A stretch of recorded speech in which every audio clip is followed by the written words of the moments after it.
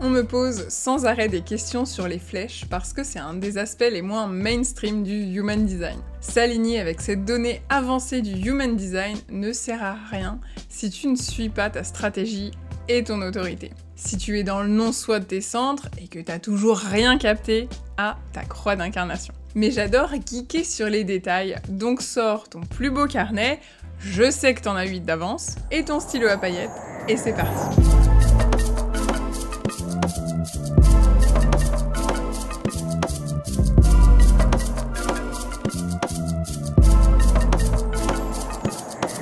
Si tu n'as pas encore ton graphe avec les flèches et leurs petits chiffres en dessous, je t'ai mis le lien dans la description pour aller le chercher gratuitement sur mon site obscuration.fr. Les variables, les flèches que tu vois proches de ton centre tête et ajna sur ton graphe, c'est de ça dont on parle aujourd'hui. Elles représentent 4 transformations profondes.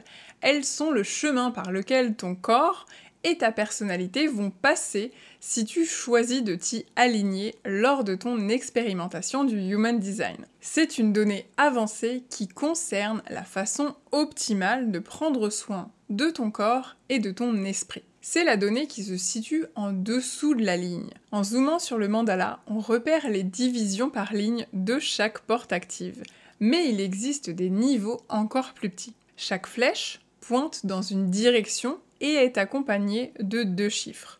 Le plus gros, c'est la couleur, et le plus petit s'appelle la tonalité. Les 4 couleurs, détermination, environnement, vue et motivation, concernent le chiffre le plus gros sous la flèche. Les flèches se lisent en forme de U. Donc mes couleurs sont 5, 5, 4 et 4.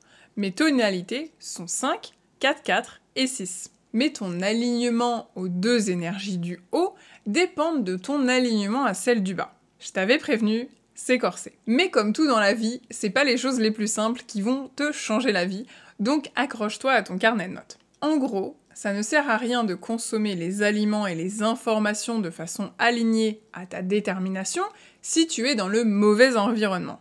Et ta motivation, ça te fait une belle jambe si tu ne regardes pas les choses sous le bon angle, avec les bonnes lunettes, celles adaptées à ta vue. Ces informations sont explicitées sur ton graphe sous les termes suivants. Détermination et cognition correspondent à la première transformation. L'environnement et son sens ou sa résonance sont la deuxième transformation. En troisième, tu as la vue et le sens de la vue. Et enfin, la motivation qui a un sens aussi. Il y a aussi une histoire de trajectoire et le sens de la flèche a une signification également. Ça va? T'as pas encore de crampes à la main? Globalement, quand les flèches pointent vers la gauche, on a toujours une énergie stratégique, dite masculine, yang. Il y a de la structure, une routine, quelque chose de très spécifique, de concentré, de précis, d'actif. Quand les flèches pointent vers la droite, on va avoir une énergie réceptive, une énergie dite féminine,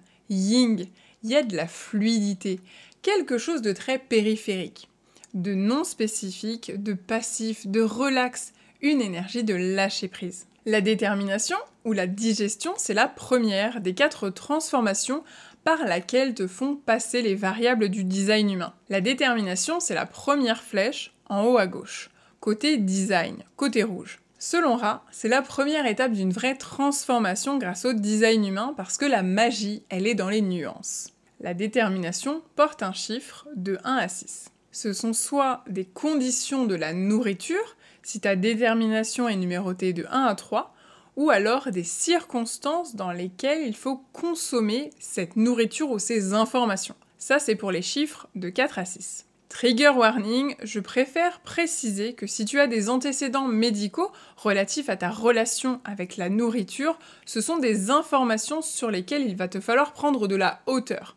Ce n'est pas un régime strict à suivre et ça ne doit en aucun cas créer une pression de bien faire, de perfection, surtout avec un éventuel passé avec des troubles du comportement alimentaire. La détermination, c'est la façon la plus appropriée pour une personne de nourrir son cerveau. La détermination n'indique pas quoi manger, mais plutôt les conditions pour digérer de façon optimale. Cela concerne autant la digestion des informations que la digestion des aliments. Il existe donc 6 couleurs. 3 concernent l'état de la nourriture, chaude ou froide, mélangée ou séparée, complexe ou simple. Les 3 autres concernent l'ambiance dans laquelle consommer les informations ou les aliments. Silence ou ambiance, calme ou dans le mouvement, de jour ou de nuit. L'environnement, c'est la 2e des 4 transformations par lesquelles te font passer les variables du design humain. L'environnement, c'est la donnée liée à ta 2e flèche, en bas à gauche, côté design. Notre environnement en design humain, c'est l'endroit le plus correct pour nous, où notre aura est la plus protégée et où on peut vivre notre pleine expression. C'est l'endroit où ton véhicule, ton corps physique, se sent le mieux et où ton déconditionnement va être le plus soutenu. Il existe 6 environnements possibles et chacun comporte une dualité qui précise les caractéristiques de cet environnement idéal. Le numéro 6, c'est le rivage, naturel ou artificiel. La vallée peut être soit étroite, soit large. La montagne peut être passive ou active, la cuisine peut être humide ou sèche, le marché peut être interne ou externe, et la cave peut être sélective ou mélangée. Si la flèche pointe à droite, l'environnement a un effet calmant sur la personne. Si la flèche pointe à gauche, l'environnement va avoir un effet énergisant sur la personne, comme une sorte d'effet d'activation. La 3e transformation ne peut se produire que quand le véhicule est nourri correctement, et quand il est dans le bon environnement, là on commence à voir les choses plus clairement. C'est ça aussi le chemin des 4 transformations. Ici, on a ce qu'on appelle une vue, mais aussi une vue transférée. On parle de distraction quand on n'est pas dans l'expression authentique de notre vue. La vue transférée, c'est comme une ombre, comme un non-soi, qui nous dévie de notre vue authentique. Tu as les 2 faces de la pièce. L'incarnation humaine est faite de dualité. C'est complètement ok, il faut juste le savoir. Si la flèche pointe à droite, ta vue ou ta perspective est plus générale.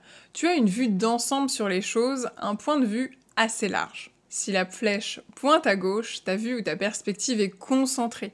Tu as plus de profondeur. Ce sont des personnes qui n'arrivent par contre pas forcément à trouver ce qu'ils cherchent, même quand c'est sous leur nez. Elles sont trop concentrées sur un détail et peuvent se perdre un petit peu dedans. Ta vue, c'est comme les lunettes au travers desquelles tu vois le monde. Il faut comprendre ici que tu es faite pour voir le monde à ta façon à toi. C'est un don qui t'est propre. C'est un vrai pouvoir qui t'aide à vivre de façon alignée avec ton design. La vue numéro 1, c'est la survie. La 2, la possibilité. La vue 3, c'est le pouvoir. La vue 4, c'est le vouloir. La vue 5, c'est les probabilités. Et la vue 6 est personnelle. La dernière transformation, c'est celle qui conceptualise ce que tu as perçu par la transformation précédente, la vue. C'est la façon dont ton cerveau il organise ce qui a été repéré selon ta perspective. C'est la magie sous la ligne. La motivation, elle cadre ce que tu perçois et ça devient une pensée. C'est ce que Raoult disait de la motivation. La motivation a aussi une motivation transférée. La motivation transférée, c'est comme un signe,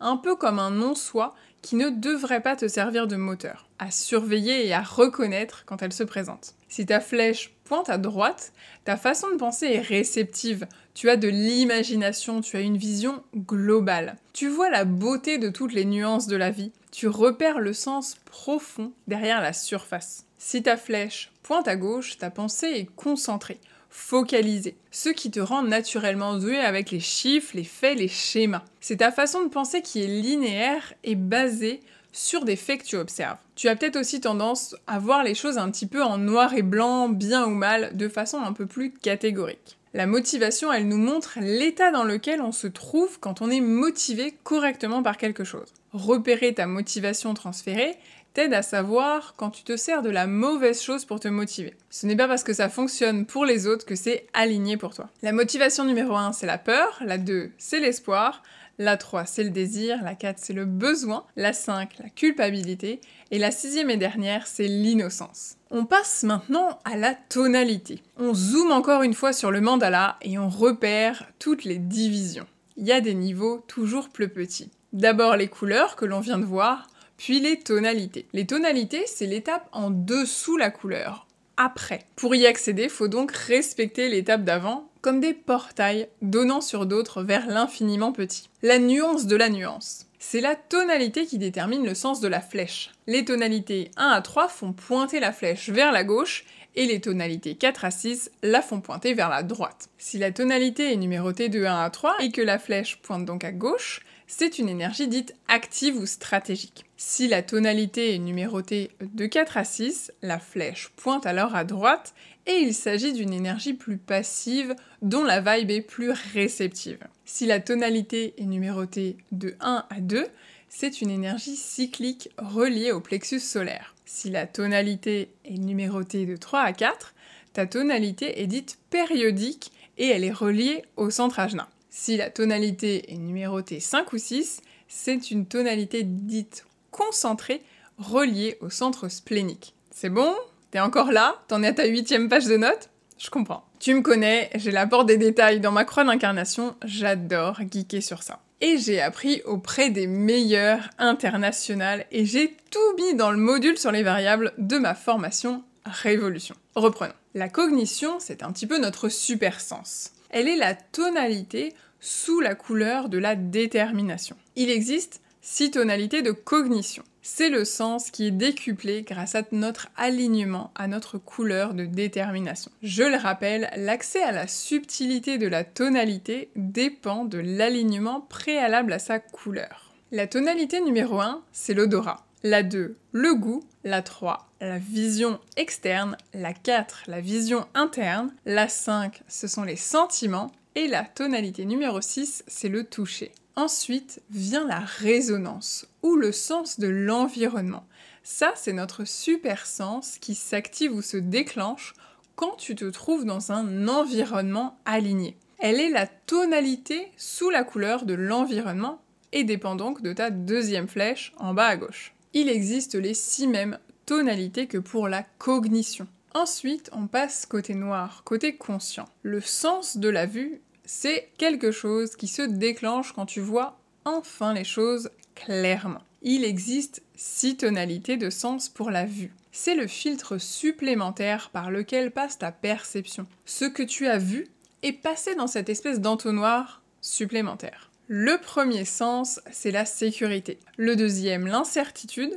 Le 3e, l'action. Le 4e, la méditation. Le 5e, c'est le jugement. Et la 6e, c'est l'acceptation. Enfin, le sens de la motivation, c'est ce qui s'active quand tu es aligné avec ta couleur de motivation. Il existe 6 tonalités pour la motivation. C'est un domaine où tu es d'une grande utilité pour les autres. C'est là que tu commences à devenir une source de sagesse, une autorité extérieure pour l'autre. Ce sont les mêmes que pour la perspective.